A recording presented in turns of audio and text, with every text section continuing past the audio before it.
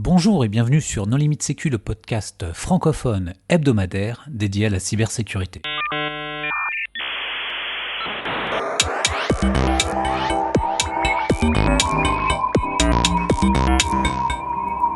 Alors aujourd'hui, nous allons parler d'infrastructure as code avec Christophe Tafani de Reaper, qui travaille dans le département Cloud Security Research chez Datadog.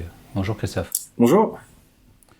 Et nous recevons également Stéphane Jourdan, qui est Product Manager chez Snyk. Bonjour Stéphane. Bonsoir, bonjour. Pour discuter avec eux, les contributeurs Non Limite Sécu sont Nicolas Ruff. Bonjour. Hervé Schauer. Bonjour. Et moi-même, Johan Uloa. Alors Christophe, en préambule, est-ce que tu voudrais bien te présenter ? Oui, bien sûr. Alors, je m'appelle Christophe Tafani de Reaper. Je travaille comme chercheur en sécurité cloud chez Datadog. Et avant ça, je faisais partie d'une entreprise de tech où j'ai pas mal travaillé avec des problématiques de security cloud et d'infrastructure en tant que code. Stéphane ?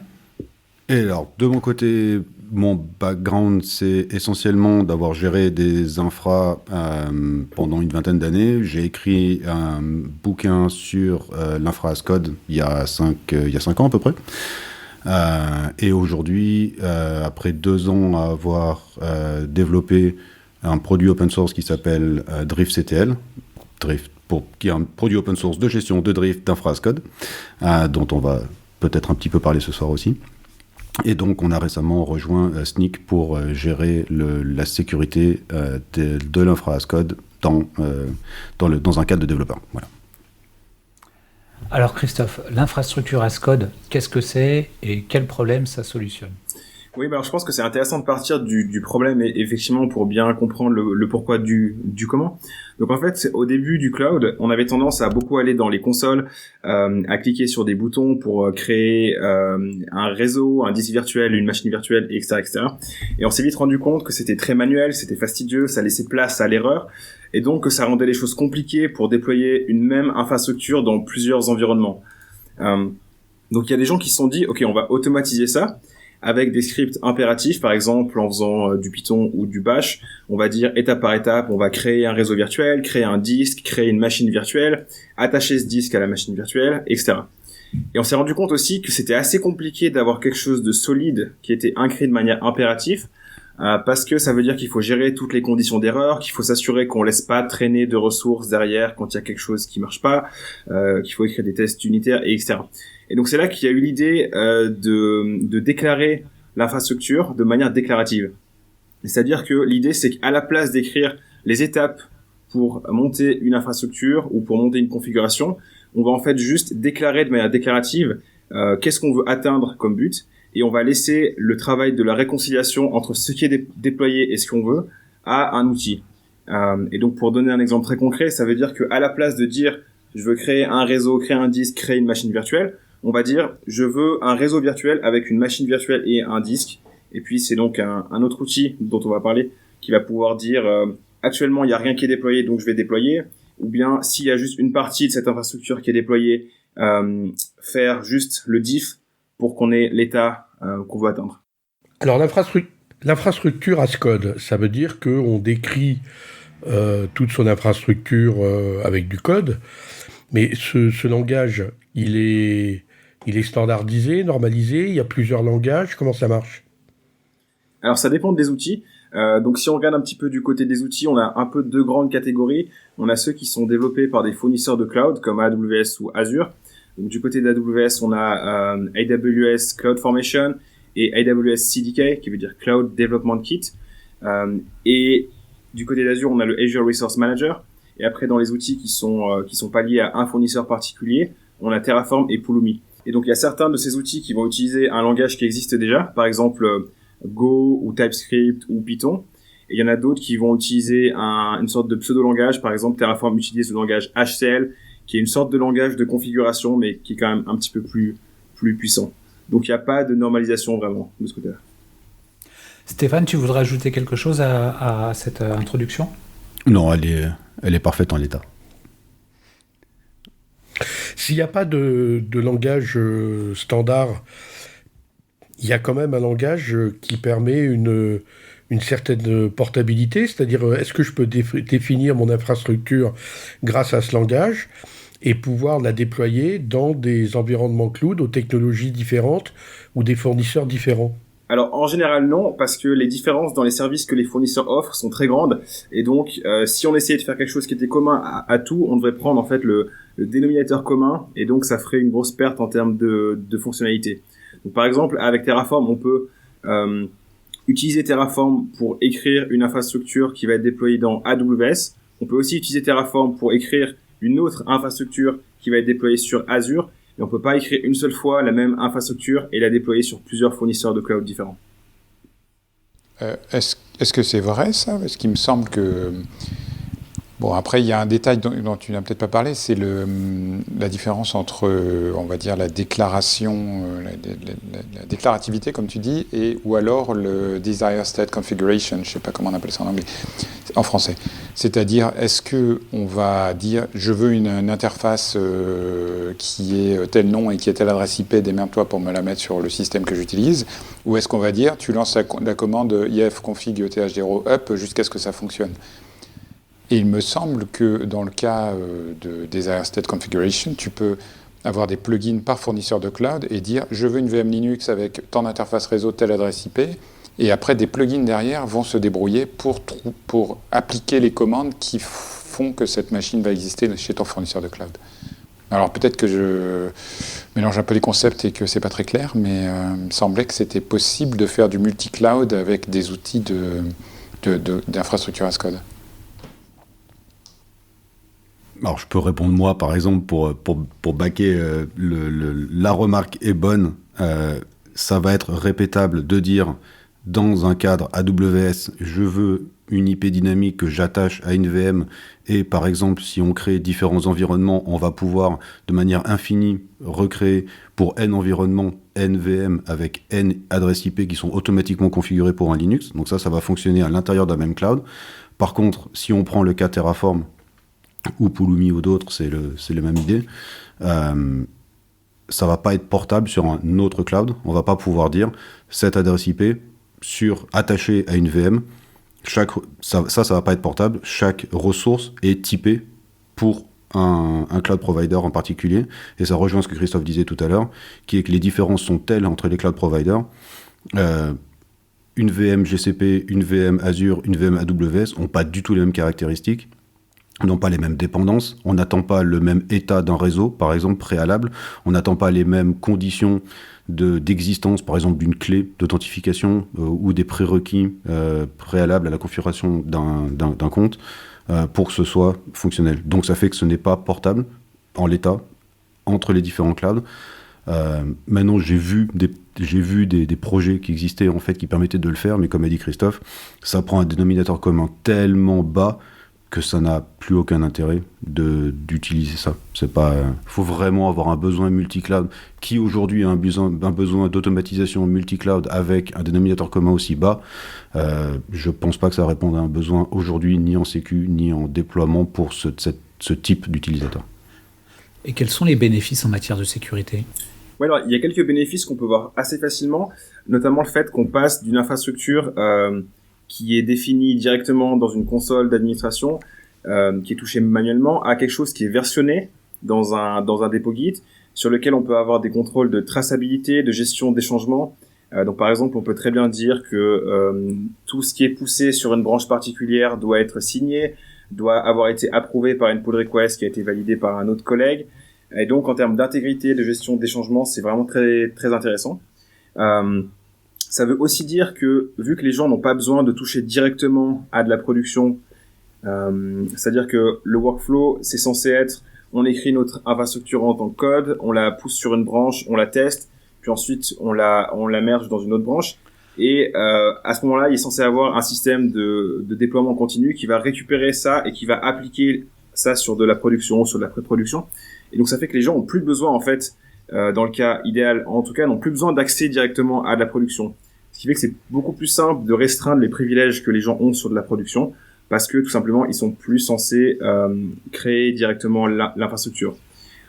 Alors, juste pour les auditeurs qui ne seraient pas familiers avec la terminologie, quand tu parles de pousser sur une branche, qu'est-ce que tu veux dire exactement ? Donc, ce que je veux dire, c'est que vu que l'infrastructure en tant que code, c'est du code, Les bonnes pratiques font que généralement on le versionne, on le met dans un dépôt Git, par exemple sur GitHub, et puis ensuite on va avoir une manière de travailler qui est, on a une branche principale sur laquelle on est censé avoir un état qui est toujours déployable ou déployé en production, et ensuite quand on rajoute des fonctionnalités, qu'on fait des changements, on va en fait travailler sur une autre branche, donc sur une autre version du code, avant de la remettre dans la version principale qui va elle partir en production. Après, ça présente tout un tas d'autres avantages. Par exemple, le fait que tu peux avoir des linters sur du code. Donc, par exemple, si tu veux pousser une clé, enfin un fichier de config qui contient une clé d'API qui est censée rester secrète, par exemple, tu peux bloquer ça au moment où ça va être déployé. Alors que si tu as un administrateur qui se connecte en SSH et qui génère des secrets qui copie-colle dans tous les sens, tu ne peux pas garantir que l'administrateur n'a pas gardé une copie du secret, par exemple. Donc le fait que ce soit des fichiers de config, ça te permet aussi d'appliquer des analyseurs. Pareil, si tu veux, alors là on s'éloigne un peu du sujet, mais si tu veux chercher rapidement dans ta prod qui est-ce qui tourne avec un Docker dash privilege par exemple, et que tout est dans les fichiers de config, ben c'est plus facile que d'aller se loguer sur les machines et récupérer la config de toutes les machines pour avoir la liste des process par exemple. Tout à fait, et c'est un peu ce sur quoi je voulais venir par la suite, c'était que on passe vraiment d'une situation où on est censé avoir différents morceaux d'infrastructure déployés dans différentes régions, dans différentes parties, par exemple d'AWS. On passe de ça à quelque chose où on est censé avoir différentes parties de l'infrastructure qui sont définies à un seul et même endroit. Donc notamment pour des gens qui font de la sécurité, ça simplifie beaucoup des questions de quel service on utilise, comment c'est configuré, qui est-ce qui travaille dessus, qui est-ce qui a la responsabilité de ce code, de cette infrastructure. Et puis notamment, l'une des choses... Vas-y Hervé. L'origine d'infrastructure as code, est-ce que c'est pas simplement dû à un problème d'échelle ? C'est-à-dire qu'il est clair qu'il faut tellement industrialiser dans le cloud qu'il fallait nécessairement ce type de fonctionnalité pour gérer.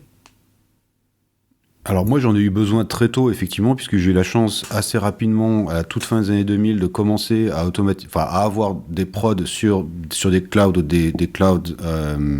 internes, et vers 2008-2009 il faut se souvenir par exemple que le EC2 Amazon n'avait pas de disque persistant, donc quand tu lançais ta prod, c'était super, en 3 clics, t'avais 10 serveurs qui tournaient avec un load balancer. Par contre, quand AWS enlevait ton rack parce que, je sais pas, il y avait un problème de RAM dans ta baie, ça relançait pas ta prod. Donc, il y avait un besoin de scalabilité, certes, parce qu'on est à la fin des années 2000 et que c'est le début de scale un peu monstrueuse que tu pouvais pas faire en physique dans les data centers à l'époque traditionnelle, le temps de commander chez Dell, etc., de racker, d'avoir des nouveaux, etc. C'était compliqué. Donc c'était une petite révolution pour nous à ce moment-là. Par contre, AWS à la fin des années 2000 est vraiment pas stable là-dessus, donc on avait un besoin de pouvoir relancer hyper facilement une configuration de données. Et c'est là que les premières versions, par exemple, de Puppet ont commencé à apporter légèrement une capacité d'automatisation là-dessus. Chef a apporté un tout petit peu plus tard, vers 2010, des fonctionnalités un peu améliorées autour de Ruby. Donc on retrouvait à ce moment-là du code, on passait complètement d'un univers de sysadmin avec du shell, éventuellement des interactions API, etc. Mais même à l'époque, Eucalyptus, etc., de Ubuntu, où on pouvait interagir avec une API pour déployer des Ubuntu en bare metal, en physique, dans des data centers, il y avait très peu de choses pour interagir de manière... codé, donc comme Christophe disait tout à l'heure, en fait, pour pouvoir le versionner, pour pouvoir le déployer, suivre avec le temps, etc. Bon, il n'y avait pas du tout ça, et c'est Chef et Puppet qui, il y a plus d'une dizaine d'années, ont commencé à amener ça, et c'est un petit peu après, Vagrant, par exemple, de HashiCorp, avec du Ruby, cette fois-ci, on a pu, via des plugins, avoir des interactions avec des hyperviseurs, puis des clouds, y compris des clouds internes, VMware, etc. Tout ça fonctionnait. Donc, petit à petit, on arrive à tout ça, et c'est comme ça qu'on est arrivé après à des Terraform vers, donc, je sais pas, je dis peut-être une connerie, mais je crois que c'est vers 2014 que les premières versions de Terraform, je crois, 2015 peut-être, la première version. Alors, Kubernetes, et c'est hyper intéressant puisque c'est encore une surcouche au-dessus de tout ça, puisque c'est une API Donc moi je suis très concerné par l'aspect développeur venant uniquement de prod. Mon background à moi c'est vraiment la gestion de prod, mais avec un background engineering. Donc comment on interagit avec des API, comment on gère de la prod de manière rigoureuse, répétable et plus scientifique que juste cliquer n'importe où. Kubernetes, c'est l'aboutissement pour moi de tout ça. Alors c'est critiquable à plein d'endroits puisque c'est 150 000 API, très compliqué, tout ce que tu veux. Par contre, c'est bien quelque chose qui est à disposition d'un développeur avec une API et des outils qui permettent de déployer, de répéter à l'infini avec une interaction d'infrastructure en manager dessous pour ce qui est la base, pour ce qui est les réseaux, pour ce qui est les authentifications, pour tout ce qui est stockage, relance, tout ce qui est à relancer, les load balancers, etc. Mais également sur les couches applicatives du dessus, qui va être de déployer des pods, déployer la scalabilité de ce qui va être servi derrière à ce moment-là un load balancer. Et c'est là qu'on rentre dans des choses super intéressantes pour moi, qui sont de multiples API au niveau infrastructure, d'en haut sur la partie applicative, servie jusqu'au plus bas possible en fait au niveau du cloud et la scalabilité de juste le compute et le réseau en bas. Mais est-ce qu'on peut tout automatiser avec Terraform ? Oui, alors parfaitement, parce que dans AWS, il y a un certain nombre, par exemple, de mécanismes liés à la sécurité qui sont configurables par Terraform. Tous ceux qui supportent une API pratiquement, donc par exemple, on peut créer des trails, Cloud Trail, on peut activer différentes configurations qui évitent de se tirer une balle dans le pied. Donc clairement, il y a beaucoup d'automatisation qu'on peut faire d'un point de vue sécurité avec des technologies comme Terraform. Est-ce que l'infrastructure as code, ça sert aussi à faire de la cybersécurité ? Oui, alors c'est, je pense, l'un des points qui est très intéressant pour la sécurité, c'est qu'encore une fois, on passe d'une situation où on a nos machines virtuelles, nos réseaux, nos stockages qui sont dans un environnement de production et pour lesquels il faut aller voir, faut aller scanner comment c'est configuré, vers quelque chose qui est directement disponible dans un dépôt Git ou GitHub. Et donc, ça veut dire que c'est très facile d'aller voir dans cette définition de notre infrastructure qu'est-ce qui est potentiellement mal configuré. Et c'est particulièrement intéressant parce que quand on regarde les fuites de données qui se passent ces derniers mois, ces dernières années, on voit que la plupart du temps, dans le cloud, c'est des mauvaises configurations. C'est des choses comme des buckets publics, c'est des groupes de sécurité qui laissent passer du trafic vers des portes d'administration, c'est des politiques d'authentification qui sont trop faibles. Et ça, c'est des choses qui sont très facilement visibles dans du code Terraform. Donc, depuis quelques mois, depuis quelques années, il y a pas mal d'outils qui se développent autour de ça. Et donc, l'idée, c'est vraiment de prendre comme entrée du code Terraform ou d'autres outils, mais on va peut-être se concentrer sur Terraform. Donc, de prendre ce code comme entrée et de regarder dedans, est-ce qu'il y a des choses qui sont mal configurées d'un point de vue sécurité ? Il y a pas mal d'outils. Il y a notamment un outil open source Checkov, Regula, SemGrep, Terrascan, TFSec. Donc, il y a un certain écosystème qui se crée. Et donc, c'est quelque chose qui est de plus en plus populaire parce que ça permet notamment pour des développeurs qui écrivent ce code d'infrastructure en tant que code, d'avoir des retours très rapides directement sur leur machine, sur est-ce qu'il y a quelque chose qui est mal configuré. Donc, sur la machine du développeur, dans des pré-commit hooks, c'est quelque chose qui peut tourner sur la machine en local à chaque commit qu'un utilisateur va faire. Ça peut tourner, par exemple, toutes les nuits dans une pipeline qui va analyser un dépôt Git.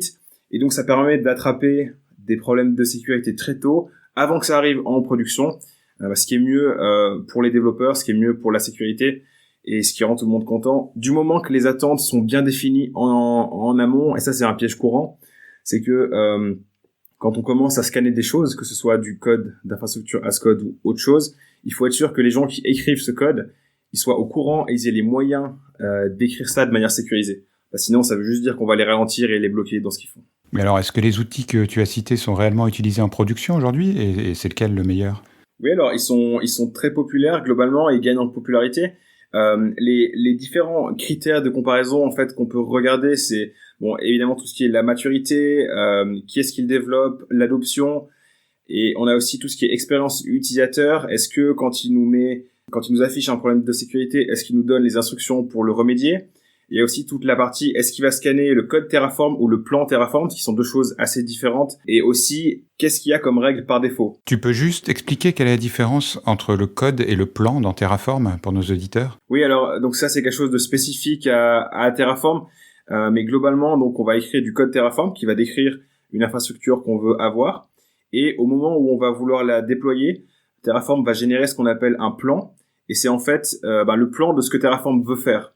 Et l'intérêt, c'est que ça contient plus d'informations contextuelles sur ce qui va être déployé, et ça permet donc d'avoir moins de faux positifs, mais ça nécessite d'être authentifié par exemple contre AWS, et ça nécessite par exemple une connexion à Internet, donc ça va être plus long. Donc ça, c'est un petit peu les deux types de scan qui existent. Scanner le code, c'est plus rapide, mais il y aura plus de faux positifs ou de faux négatifs. Et scanner le plan de Terraform, ça va être un peu plus long, ça aura plus de contraintes, mais ça va donner des résultats plus précis. Voilà. Vous nous avez expliqué que l'infrastructure as code, ça résolvait pas mal de problématiques de sécurité, mais est-ce que ça introduit également de nouveaux risques ?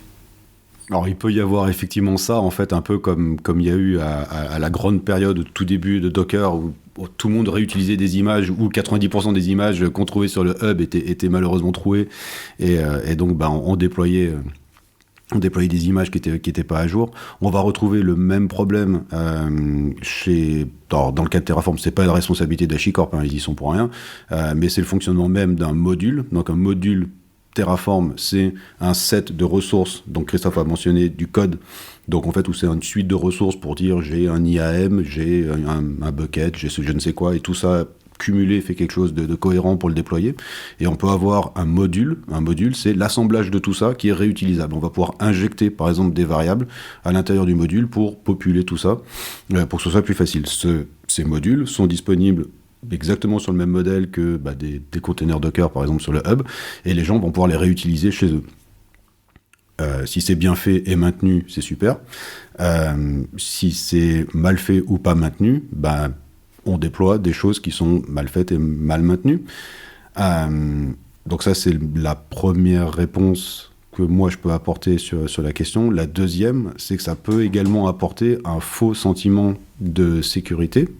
C'est-à-dire que comme le linter ou l'analyseur statique est passé sur la workstation du développeur, le feedback est bon, ça a déployé, la CI a déployé le pipeline, etc. Super, on est content, c'est parti. Et puis, il ne s'est rien passé depuis pendant peut-être quelques jours, quelques semaines.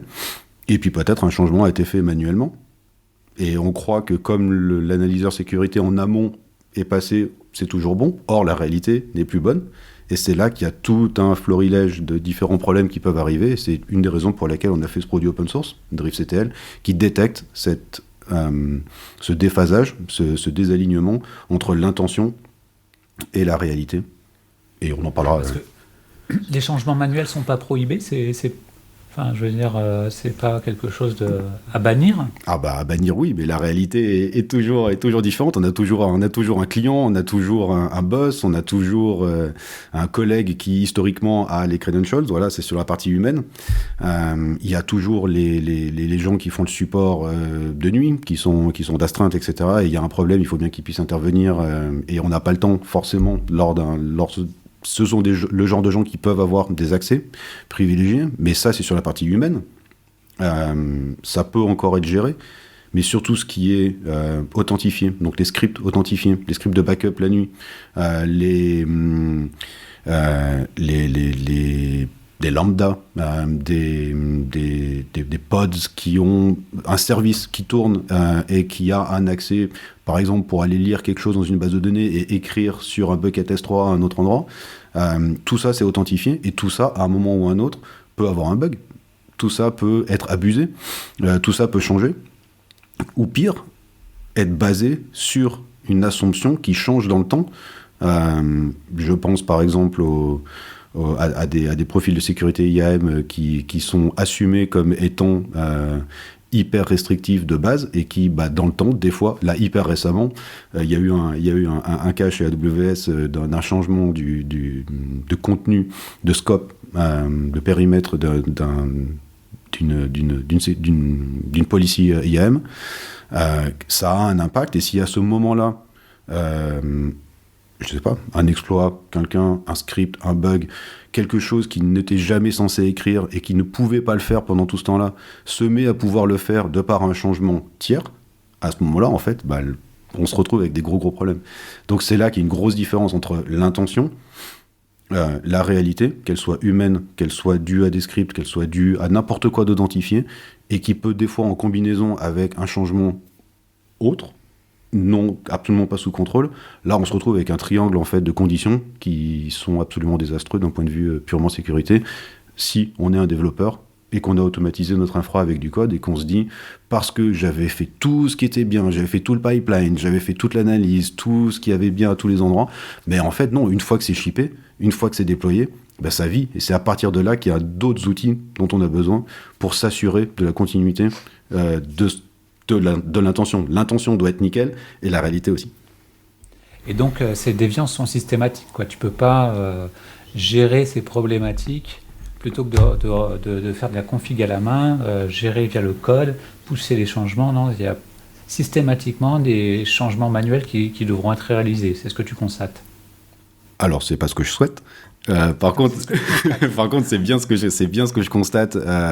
C'est bien ce que je constate, mais même dans des cas, par exemple, j'ai travaillé avec des équipes qui étaient parfaitement, qu'a décrit Christophe, parfaitement isolées, plus personne n'a d'accès en écriture, etc. Donc tout se passe bien, tout se fait par pull request, etc. Mais un changement a eu lieu par une autre raison, donc en fait par une urgence ou je ne sais quoi. Imaginons donc un cas, par exemple, où quelqu'un a ouvert pour s'assurer que tout allait bien un security group sur AWS. Il a ouvert le truc voilà, pour vérifier que ça marchait. En se disant, lundi, je l'enlèverai. Il ne le fait pas. Le pipeline de vérification, Terraform, etc., s'applique, etc. Et comme c'est quelque chose de manuel, il ne le voit pas. C'est pas son job de voir ce périmètre-là, de savoir que quelque chose d'autre a été fait. Il ne voit pas une modification qui est en dehors de son périmètre. Pendant ce temps-là, un utilisateur fait une pull request qui dit tiens, je veux un nouveau bucket S3. Donc il fait toute la procédure normale, c'est analysé, ça va bien, le collègue l'a approuvé, etc. On merge la pull request.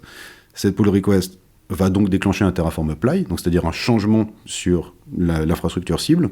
Et comme Christophe a mentionné tout à l'heure, il y a donc un plan qui est fait, donc il y a une interaction avec l'API, la réalité et l'intention. Et tout ça va finir dans une écriture qui est le state, le Terraform state. Donc c'est un format vaguement JSON qui décrit un état, mais qui ne représente pas du tout l'intention, qui représente quelque chose à un format intermédiaire.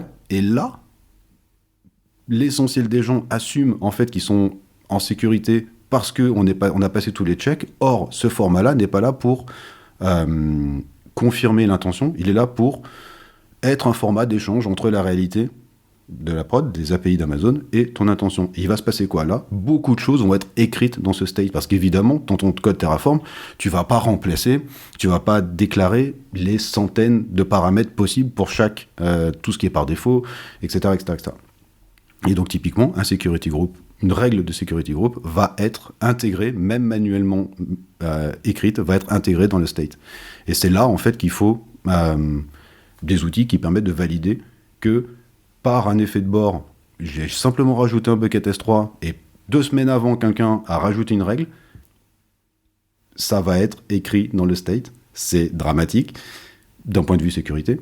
C'est voulu d'un point de vue fonctionnel par HashiCorp, parce que c'est normal, c'est comme ça que ça doit fonctionner, ça doit représenter un état final, mais il y a donc bien besoin d'un outil au milieu d'analyse d'impact pour ce genre de cas. Et donc, ce qu'on retient, je pense, de ce que Stéphane dit, c'est que c'est important d'avoir de l'analyse sécurité sur le code de l'infrastructure en tant que code. Ici, on a parlé de Terraform, mais c'est aussi important de regarder ce qui se passe dans les environnements de production, c'est-à-dire de regarder comment les choses sont configurées et de s'assurer qu'il n'y a pas eu de changements qui ont été faits en production ou de choses qui sont plus configurées comme on pense qu'elles doivent l'être. Il n'y a pas aussi le fait que les infrastructures de développement, or là, l'infrastructure devient du développement, sont toujours plus faciles à intruser que celles des exploitants. Et là, si je peux falsifier l'infrastructure as code, enfin le code Terraform, je prends le contrôle de toute l'infrastructure. Est-ce que c'est pas un nouveau risque de l'infrastructure as code, ça ? Oui, alors absolument. C'est-à-dire qu'en fait, ce que tu décris, c'est que vu qu'on passe de quelque chose qui est déployé directement sur une console à quelque chose qui est déployé du code, en fait, on bouge un petit peu le besoin d'intégrité vers le code. Et donc ça veut dire que effectivement, ça veut dire que quand on a beaucoup d'automatisation et notre infrastructure en tant que code, ça devient plus important d'avoir, par exemple, des branches qui sont protégées, de rendre obligatoire le fait d'avoir une revue de quelqu'un d'autre avant que des changements partent en production, peut-être d'avoir de la signature de commit et de ce genre de choses. Et donc il y a des solutions pour gérer toutes ces problématiques de révision, Alors ça j'ai envie de dire que c'est quelque chose qui va pas forcément être spécifique à de la sécurité ou même à de l'infrastructure en tant que code, et que c'est un peu les mêmes mécanismes qu'on retrouve dans des manières de travailler de développement depuis quelques années. Donc, par exemple avec GitHub, avec GitLab, c'est des choses qu'on peut implémenter assez facilement, y compris avec les migrations gratuites. Oui, parce que si tu fais de l'infrastructure as code, finalement ton infrastructure elle est aussi secure que ta gestion du code. Donc par exemple, si tu ne demandes pas d'approval sur des commits ou des choses comme ça, si tu ne demandes pas d'approbation, n'importe qui peut changer n'importe quoi. Et donc en fait, derrière, il faut qu'il y ait une politique assez stricte sur... les développeurs utilisent du second facteur, il y a de l'approval à +1 ou +2 obligatoire pour tous les commits, etc. quoi. Oui. Et puis ton pipeline de CI/CD, je veux dire, ton Jenkins qui s'amuse à liquer des credentials, des tokens dans ses logs, d'un seul coup, il devient ultra critique parce que potentiellement, il a accès à toute la prod. Et c'est pas juste un système de vérification que les commits se passent bien, mais ça devient un composant d'infrastructure de la sécurité de ta production. Exactement. Et là, tu parles justement de la sécurité de l'infrastructure de déploiement continu. C'est un sujet très intéressant qui est de plus en plus en vogue avec les questions de sécurisation de la chaîne d'approvisionnement. Et effectivement, là, ce qu'on voit, c'est que globalement, les recommandations, c'est dans les systèmes de déploiement continu comme Jenkins ou les actions GitHub, c'est d'essayer d'avoir le plus possible des identifiants qui sont temporaires. Ça veut dire que quand ils vont être finalement liqués dans des logs de manière involontaire, au bout d'1 heure, 2 heures, ils expirent. Et aussi de s'assurer, par exemple, que les pipelines qui vont déployer dans des environnements de développement n'ont pas accès à de la production ou ce genre de choses. Ouais, effectivement. Mais sinon, le fait de donner un accès en écriture sans revue à un dépôt Git qui contient de l'infrastructure en tant que code qui est déployé automatiquement, finalement, c'est égal à donner un accès administrateur à la production à quelqu'un. Mais on peut quand même contrôler dès le départ que la journalisation, sur toute information sensible, elle fait un minimum de pseudonymisation. Non, là, si tu parles de jetons d'API, de choses comme ça, c'est difficile de les pseudonymiser. Enfin, soit tu les identifies dans les logs et tu arrives éventuellement à les... Soit tu les anonymises carrément. Soit tu les supprimes, mais je veux dire, permuter toutes les lettres dans un jeton d'API pour le pseudonymiser, ça n'a pas beaucoup d'intérêt et personne ne le fait en pratique. Alors, pour sécuriser son infrastructure as code, on a parlé d'authentification forte, on a parlé de process de revue, d'approval. Qu'est-ce qu'il faut mettre d'autre en place ? Je pense que globalement, ce qu'on peut retenir, c'est le fait de commencer par se concentrer sur les mauvaises configurations. C'est-à-dire s'assurer qu'on n'ait pas de buckets S3 qui sont publics, qu'on ait en gros des vérifications qui vont attraper les mauvaises configurations les plus fréquentes et les plus faciles à faire pour éviter que les gens se tirent dans le pied. Ça, je pense, c'est le principal message, et c'est aussi de travailler avec les gens qui font le développement, avec les ingénieurs sur un standard de sécurité. Parce que c'est eux qui vont fournir la valeur, qui vont écrire le code, donc c'est très important de faire ce processus avec eux et les intégrer dedans, pas que ce soit la sécurité qui arrive sur ces grands chevaux et qui impose quelque chose qui n'a jamais été discuté avant. Je pense que c'est un aspect qui est important et qui donne beaucoup d'opportunités aussi d'apprendre de comment est-ce que les gens travaillent et où est-ce que ça fait du sens de s'intégrer en termes de sécurité.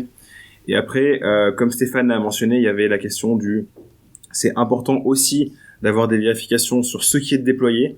Donc, par exemple, si on parle, disons, juste d'un bucket S3 sur AWS, ce qu'on aimerait faire, c'est, quand on écrit le code qui va définir ce bucket, on veut s'assurer qu'il n'y a pas de problème dedans, mais on veut aussi, par exemple, tous les jours, toutes les semaines, scanner dans notre compte AWS qu'est-ce qui est déployé pour s'assurer que la configuration est toujours sécurisée de ce bucket. Donc, il y a différents outils open source et gratuits qui existent pour ça. Par exemple, je vais citer Scout Suite, Prowler, Cloud Mapper, cartographie, cloud splaining, Steampipe. Il y a aussi pas mal de solutions commerciales qui se retrouvent sous l'égide du CSPM, Cloud Security Posture Management, et aussi le fait d'avoir des journaux d'audit de ce qui se passe dans nos environnements cloud. Et c'est un petit peu, je pense, c'est cette dimension de A à Z qui aide à avoir une vue globale. Et voilà, je pense que ça serait mon résumé.